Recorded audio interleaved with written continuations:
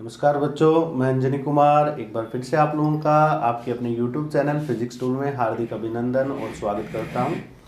कक्षा 12 भौतिक विज्ञान का चैप्टर नंबर 5 विद्युत धारा, जिसका नाम है, हम लगातार पढ़ रहे हैं और आपके सामने जितने भी वीडियो आए हैं पाँचों चैप्टर से संबंधित, वो मैंने आप लोगों को संभवतः जितना हो अच्छी तरीके से करवाने का पूरा प्रयास किया है।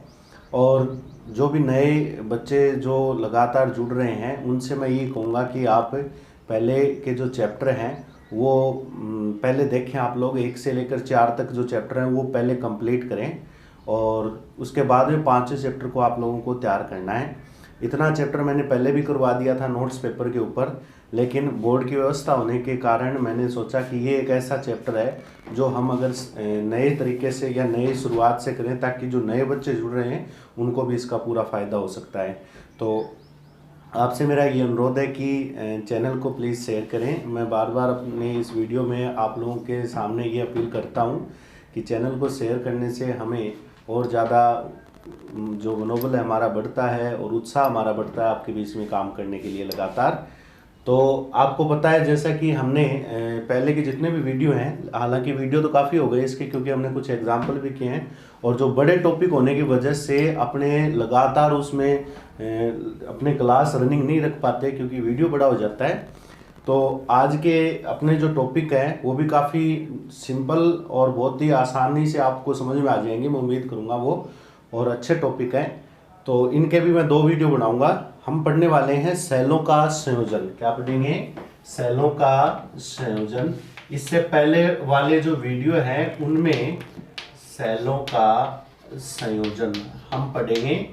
और बच्चों देखो, इससे पहले जो वीडियो मैंने बनाए थे उन वीडियो के अंदर मैंने सेल से संबंधित आपको जानकारी प्रदान करने की कोशिश की थी, सेल के प्रकार भी बताए थे और एक महत्वपूर्ण वीडियो वो था जिसमें मैंने सेल की विद्युत वाहक बल E, टर्मिनल वोल्टा V और आंतरिक प्रतिरोध R के लिए मैंने आपको एक वीडियो तैयार करके दिया था। वो तैयार कर लेना आप लोग अच्छी तरीके से क्योंकि बोर्ड एग्जाम में उस पर क्वेश्चन आते हैं।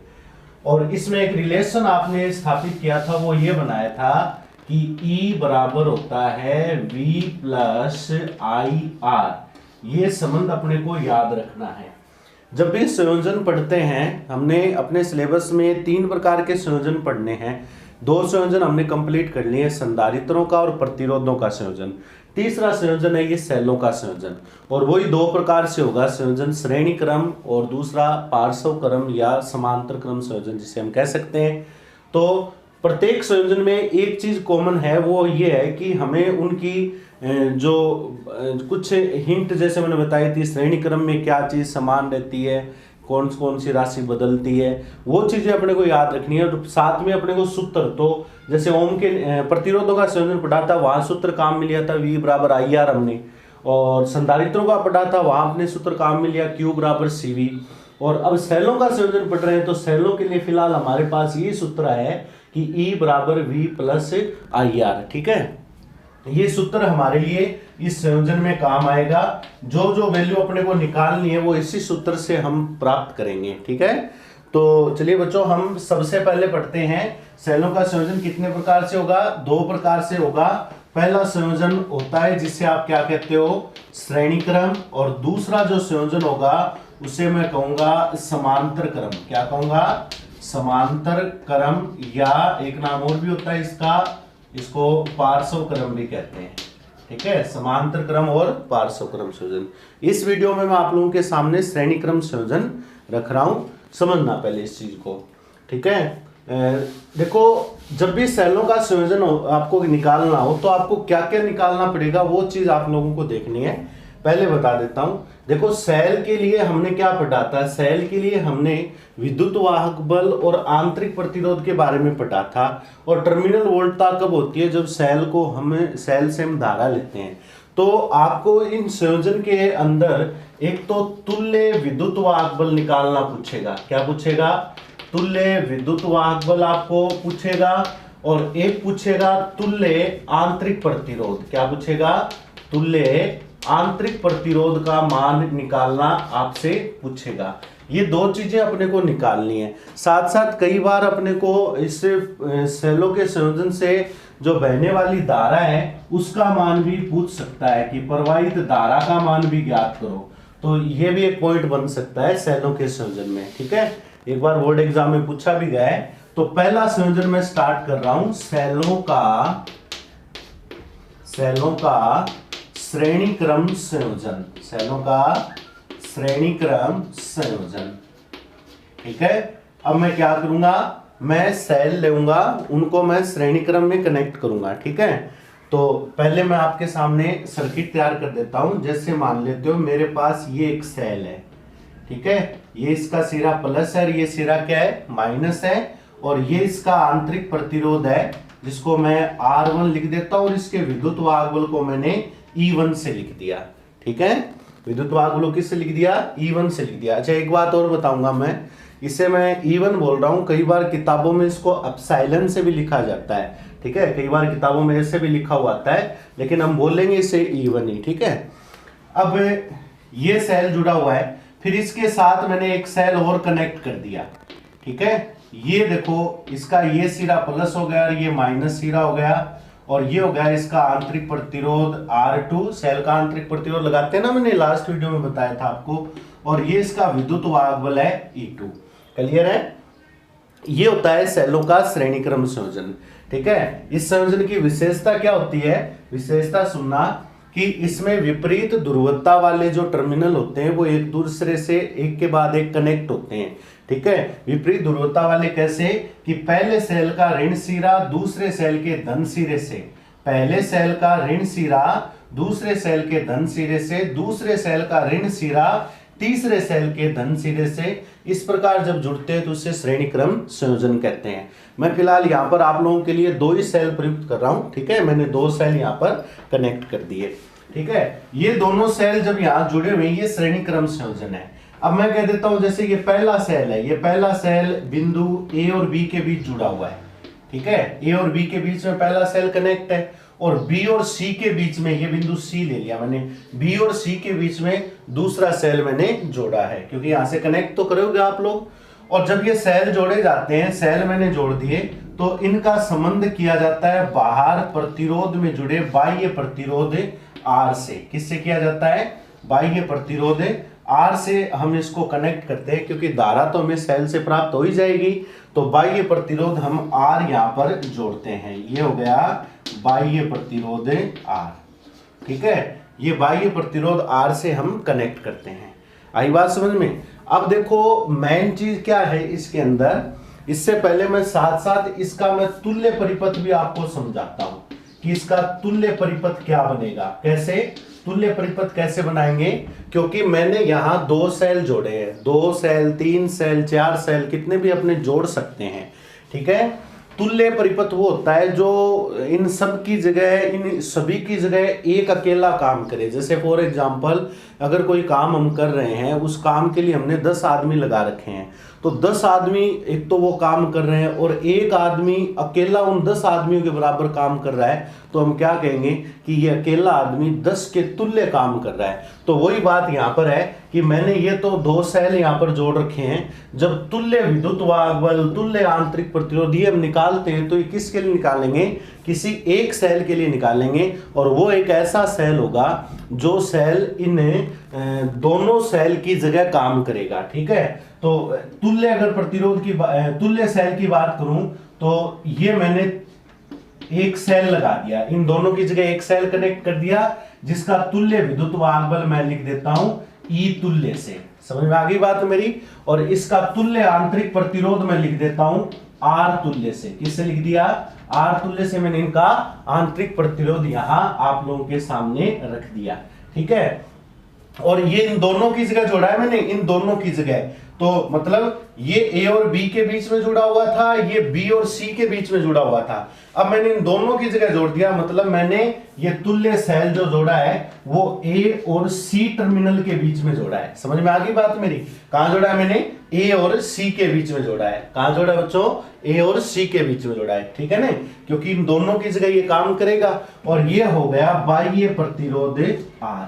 ये क्या हो गया, बाह्य प्रतिरोध R जो हमने कनेक्ट कर रखा है। तो इसका अर्थ क्या हुआ, ये तुल्य परिपथ हो गया। इसका अर्थ क्या हुआ कि ये दो सेल जो अलग अलग अपनी जगह काम कर रहे हैं, ये एक अकेला सेल तुल्य सेल बन गया जो इन दोनों की जगह काम कर रहा है, वो भी किस संयोजन में, श्रेणी क्रम में। इसी प्रकार ये R1 R2 जो अपनी अपनी जगह अलग अलग काम कर रहे हैं, ये एक अलग अपना एक तुल्य प्रतिरोध हमने बना दिया जो दोनों सेल की जगह अपना एक अकेला काम कर रहा है। ठीक है, आई बात समझ में आप लोगों को। ये हो गया सेलों के संयोजन का परिपथ चित्र।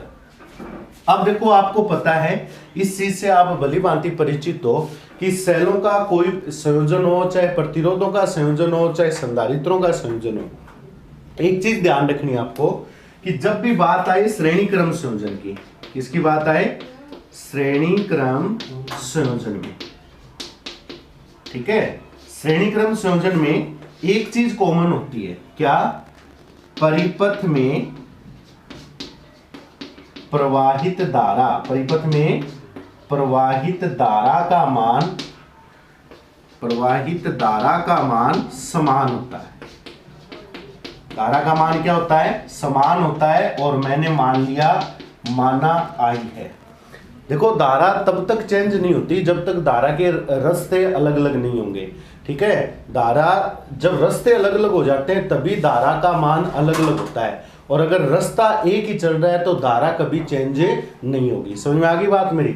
अब जैसे मैं यहाँ पर एक बात करूं, अब देखो इनका एक ही रास्ता चल रहा है, समझ गए बात मेरी। जब रास्ते डिवाइड हो जाते हैं 1 2 3 4 अलग अलग, तब धाराएं बंट जाती है, अदरवाइज धारा नियत रहती है। तो अगर यहाँ पहले सेल से जितनी धारा निकल रही है तो दूसरे सेल से भी उतनी धारा निकलेगी, और मैंने वो कितनी मान ली, आई मान ली। ये आई धारा इस प्रकार यहां से प्रवाहित हो रही है। समझ में आ गई बात मेरी। अब ऐसा ही ये तुल्य परिपथ में कर देंगे अपने कि कितनी धारा यहां से चली है, आई धारा चली है, और आई धारा यहां पर सर्किट के अंदर प्रवाहित हो रही है। ठीक है, अब आप ये देखोगे ये जो प्रतिरोध है, इस प्रतिरोध, कोई भी प्रतिरोध होता है, प्रतिरोध में से अगर धारा पास होगी, प्रतिरोध में से धारा गुजरेगी, तो ओम क्या कहता है कि प्रतिरोध में से धारा निकलते ही उस पर वोल्टापतन होगा, यानी उसके सिरों पर विभवांतर उत्पन्न होगा। तो ये प्रतिरोध जुड़ा हुआ है, मैंने यहां जोड़ रखा है इन दोनों सिरों के बीच में। इसमें से धारा निकल चुकी है कितनी, आई। इसका प्रतिरोध कितना है, आर। तो इस पर वोल्टता कितनी हो जाएगी, V बराबर आई आर। ओम का नियम कहता है ना अपने को, V बराबर आई आर। इसके सिरों पर वोल्टता कितनी होगी, V बराबर आई आर। समझ में आ रही बात मेरी। क्योंकि मैं साथ साथ ये चीज क्लियर कर देना चाहता हूं, क्योंकि बाह्य परिपथ में बाह्य परिपथ आप जोड़ो तो ठीक है, न जोड़ो तो भी कोई बात नहीं है, क्योंकि हम संयोजन पढ़ रहे हैं तो ये साथ साथ हमें धारा भी निकालनी है ना साथ साथ। इसलिए मैंने बाह्य प्रतिरोध जोड़ दिया जिसमें से ये धारा बहेगी, और जब प्रतिरोध में धारा बहेगी तो इस पर वोल्टापतन भी आएगा, और इस पर वोल्टापतन कितना होगा, V बराबर आई आर। ठीक है, चलो ये बात हुई श्रेणी क्रम संयोजन के पहले पॉइंट की। नंबर 2 बात, आपको पता है कि श्रेणी क्रम संयोजन में वोल्टताओं का मान अलग अलग होता है। ठीक है, अब यहाँ वोल्टेज की बात करेंगे कि वोल्टता का मान अलग अलग कहाँ होगा, तो मैं बताना चाहूंगा कि जैसे ये पहला सेल जुड़ा हुआ है A और B सिरों के बीच में, तो यहाँ विभवांतर अलग होगा और यहाँ विभवांतर अलग होगा। A और B के बीच में विभवांतर श्रेणी क्रम संयोजन में पढ़ा ना हमने, पहले भी पढ़ा है कि धारा समान होती है तो विभवांतर अलग अलग होता है। तो यहाँ विभवांतर, यहाँ जो विभवांतर है A और B के बीच में वो अलग अलग होगा, और B और C के बीच में जो विभवांतर है वो क्या होगा, अलग अलग होगा। तो मैं यहां लिखता हूं श्रेणी क्रम संयोजन में, श्रेणी क्रम संयोजन में विभवांतर का मान, किसका मान, विभवांतर का मान अलग अलग होगा। ठीक है, विभवांतर का मान क्या होगा, अलग अलग होगा। और कितना मान लेता हूं मैं, माना V1 व V2 है। कितना माना मैंने, पहले सिरे पर विभवांतर, पहले सेल के लिए विभवांतर कितना मान लिया, V1 मान लिया। A और B के बीच में विभवांतर V1 मान लिया, और B और C के बीच में विभवांतर मैंने क्या मान लिया, V2 मान लिया। समझ में आ गई बात मेरी। ये जो विभवांतर है ना V1 और V2, जैसे इस सिरे पर विभवांतर V1 है और इस सिरे के बीच में विभवांतर V2 है। ये विभवांतर सेल की टर्मिनल वोल्टता है। ये विभवांतर क्या है? सेल की टर्मिनल वोल्टता। क्योंकि टर्मिनल वोल्टता क्या होती है कि जब सेल से धारा ली जाती है तो उसके सिरों के मध्य विभवांतर, उसके सिरों के मध्य जो विभवांतर होता है उसे टर्मिनल वोल्टता कहते हैं। तो हम सेल से धारा ले रहे हैं कि नहीं ले रहे? सेल से धारा ले रहे हैं, तो इसका मतलब इसके सिरों के मध्य विभवांतर, यहाँ जो विभवांतर है उसको मैं V1 नाम दे रहा हूं, यहाँ जो विभवांतर है इसको मैं क्या नाम दे रहा हूं? V2 नाम दे रहा हूं। ठीक है, चलिए अब मैं बात करूं, अगर आपको पता होगा कि मेरे को विभवांतर का मान अलग अलग मिल रहा है, ठीक है, तो अगर मैं A और C सिरे के बीच में बात करूं, जैसे यहां बात करूंगा A और C के बीच में, तो A और C के बीच में मैं टोटल विभवांतर की बात करूं तो वो कितना होगा? V बराबर V1 प्लस V2। बोलो होगा कि नहीं होगा? A और C के बीच में, किसके बीच में? A और C के बीच में अगर टोटल विभवांतर देखूं तो कितना होगा? तो आप ये कहोगे सर A और C के बीच में दो विभवांतर है, पहला विभवांतर V1 है और दूसरा विभवांतर क्या है? V2 है। तो टोटल विभवांतर हो जाएगा V1 प्लस V2। कौन से सिरों के बीच में? A और C के बीच में। क्लियर है ये चीज? तो A और C के बीच में टोटल विभवांतर V बराबर क्या आएगा? V1 plus V2। इसको मैंने V इसलिए लिखा क्योंकि ये जो V है ना, ये V बाह्य प्रतिरोध में सिरों के मध्य विभवांतर के बराबर होगा, क्योंकि ये प्रतिरोध ये विभवांतर इन दो सिरों के बीच में लग रहा है, तो ये विभवांतर भी इन्हीं दो सिरों के बीच में लग रहा है, क्योंकि ये और ये दोनों समांतर क्रम में नहीं गए, ये दोनों चीजें। ठीक है, तो जितना विभवांतर इन बिंदुओं पर है उतना ही विभवांतर इन बिंदुओं पर है। समझ में आ रही बात मेरी? ये बीच में तार का टुकड़ा ही तो है, तो जितना विभवांतर यहाँ है उतना ही विभवांतर यहाँ होगा। तो मतलब A और C के बीच में जो टोटल विभवांतर है V1 प्लस V2, वो बाह्य प्रतिरोध के सिरों के मध्य विभवांतर के तुल्य होगा। बाह्य प्रतिरोध के सिरों के मध्य विभवांतर के क्या होगा? तुल्य होगा। ठीक है, अब जैसे मुझे एक बात बताओ, मेरे को V1 और V2 के मान चाहिए। ठीक है, अब मैं इस सूत्र से V1 और V2 के मान निकालूंगा, तो पहले ही बता देता हूं मैं सूत्र काम में ले रहा हूं। यहां पर मैं यहां लिख देता हूं इस चीज को, सूत्र E बराबर V प्लस IR से V बराबर क्या आ जाएगा? E minus IR। क्लियर है? ये सूत्र बन गया। समझ में आ रही बात मेरी? अब बताओ पहले सेल के लिए बताओ, पहले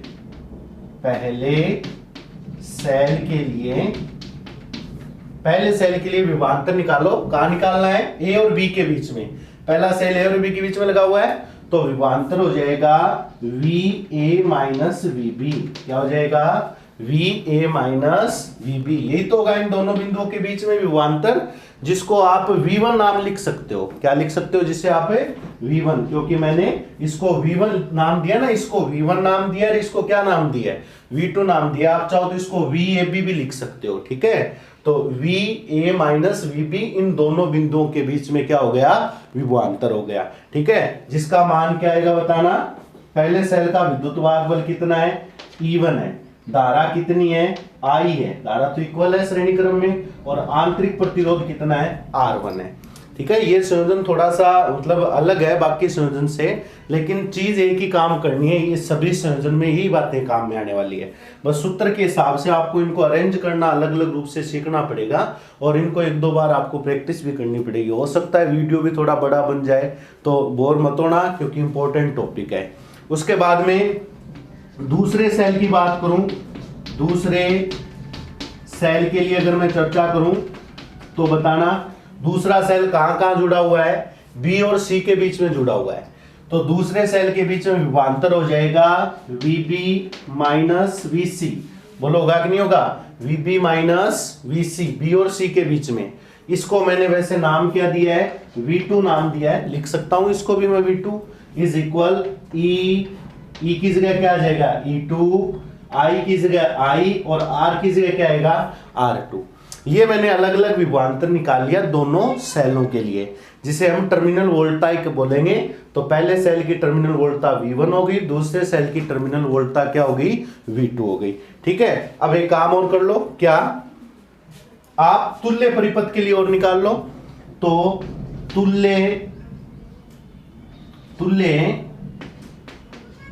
चलो मैं यहां लिख देता हूं ये। ठीक है, तुल्य परिपथ के लिए मैं इसके साथ में ही ऊपर नोट कर देता हूं। यहां नोट कर देता हूं, ठीक है। तुल्य परिपथ के लिए, समझ में आ रही बात मेरी? तुल्य परिपथ के लिए बात करूंगा तो वो हो जाएगा VA माइनस VC, क्योंकि तुल्य मतलब इन दोनों को एक साथ कनेक्ट करने के लिए, तो VA माइनस VC यही तो आएगा, इज इक्वल, जिसको मैंने क्या नाम दिया है? V नाम दिया है, जिसका मान हो जाएगा तुल्य विद्युत वाहक बल कितना है, जिसको मैंने V नाम दिया है, ठीक है। VA माइनस VC बराबर V। अब तुल्य विद्युत वाहक बल, अब सूत्र तो यही काम करना है ना, E माइनस IR, तो ये आ जाएगा E तुल्य, E की जगह E तुल्य माइनस I की जगह I और R की जगह R तुल्य, ठीक है। इस चीज को आपको ध्यान में रखना है। बात आ गई समझ में?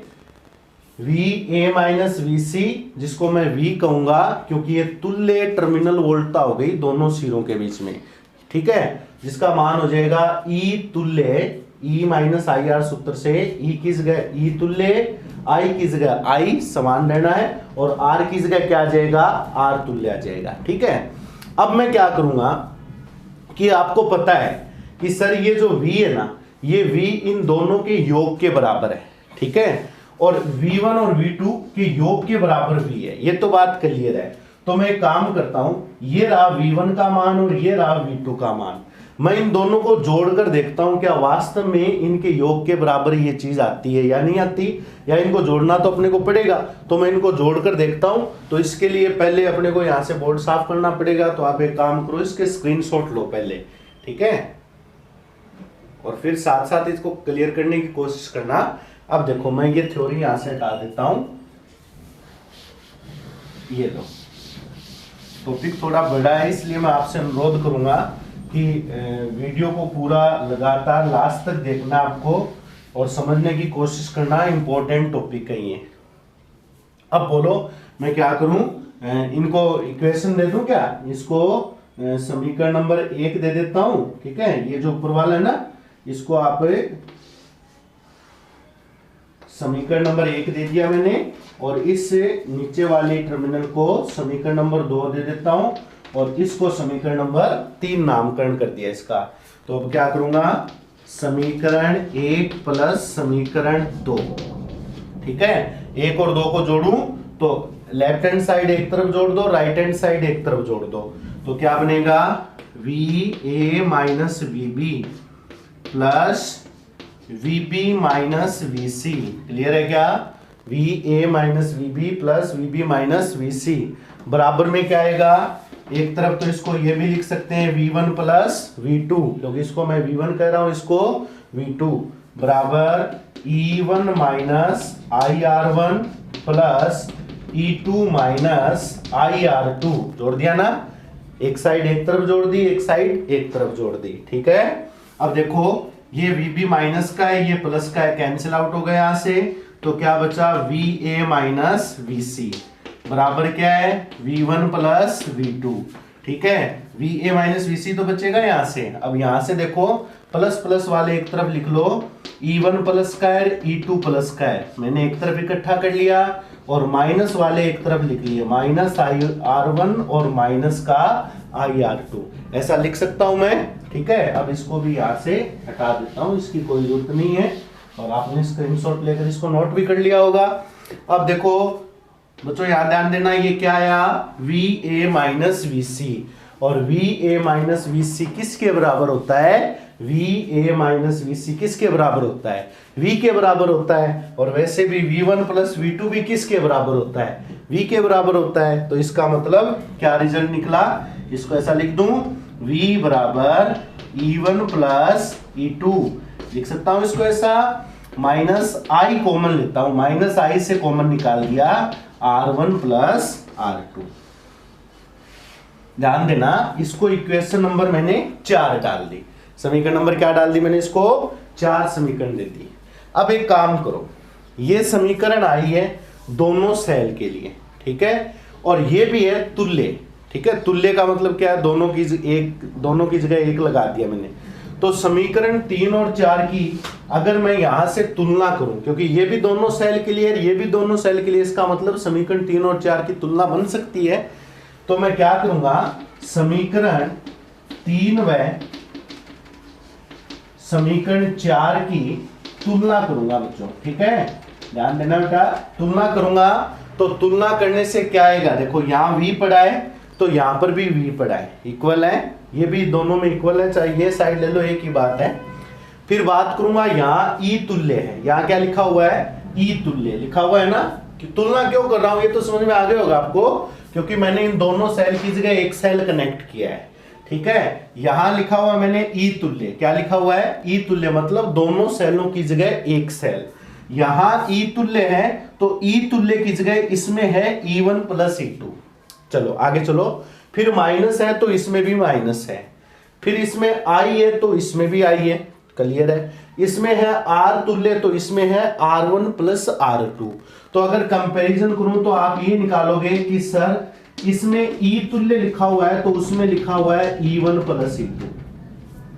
इसमें ई तुल्य लिखा हुआ है वहां पर तो ये लिखा हुआ है E1 प्लस E2। देखो समझ में आ रही है बात मेरी। और सर इसमें आर तुल्य लिखा हुआ है ना, तो इसमें लिखा हुआ है R1 प्लस R2। इसमें क्या लिखा हुआ है, R1 प्लस R2। तो बच्चों ये जो है ना, ये सूत्र है तुल्य विद्युत वाहक बल का। किसका सूत्र है, तुल्य विद्युत वाहक बल का। और ये जो सूत्र है वो है तुल्य आंतरिक प्रतिरोध का। ये होता है सेलों का श्रेणी क्रम संयोजन, जिसमें हम तुल्य विद्युत वाहक बल हमसे पूछें तो हम क्या कहेंगे, दोनों सेलों के विद्युत वाहक बल के योग के बराबर होगा। और आंतरिक प्रतिरोध की बात करें तो R तुल्य आएगा R1 प्लस R2। ठीक है, इस प्रकार आपको श्रेणी क्रम संयोजन को क्लियर करना है। ठीक है, इसके एक दो कंडीशंस और भी बनती है, वो भी मैं साथ ही क्लियर करूंगा, चाहे थोड़ा वीडियो बड़ा हो जाए, कोई प्रॉब्लम नहीं है इसमें। लेकिन आपसे मेरा ये अनुरोध है, काफ़ी मेहनत होती है इस टॉपिक में, काफ़ी इंपॉर्टेंट टॉपिक है, तसल्ली से क्लियर करना। और एक दो बार नहीं समझ में आता तो एक दो बार दोबारा देखना बच्चों, ये मैं बार बार आपसे अनुरोध करूंगा। ठीक है, इंपॉर्टेंट है काफ़ी टॉपिक ये, और आप इसको क्लियर करना। सबसे पहले आप इसको स्क्रीनशॉट लें इसका, उसके बाद मैं आगे बढ़ता हूँ। ये चीज़ तो समझ में आ गई होगी आप लोगों को। ठीक है, अलग अलग सेल जोड़कर उनकी जगह तुल्य परिपथ मैंने यहाँ पर कनेक्ट कर दिया। ठीक है, अब मैं इसको हटा रहा हूँ, इस पूरे को यहाँ से। चलिए ये तुल्य परिपथ मैं एक बार रख लेता हूँ यहाँ से। ठीक है, इसको मैं काम में लूंगा, क्योंकि मेरे को एक स्टेप और निकालनी है ना। विद्युत वाहक बल निकल चुका है, आंतरिक प्रतिरोध निकल चुका है, अब धारा और निकालनी है। क्या निकालनी है, धारा। ठीक है, धारा निकालने के लिए चलो वो मैंने यहाँ से हटा दी इक्वेशन, मैं दोबारा लिख देता हूँ। जो समीकरण नंबर 4 थी वो मेरे को काम में लेनी है। ठीक है, वो मैं दोबारा लिख देता हूँ।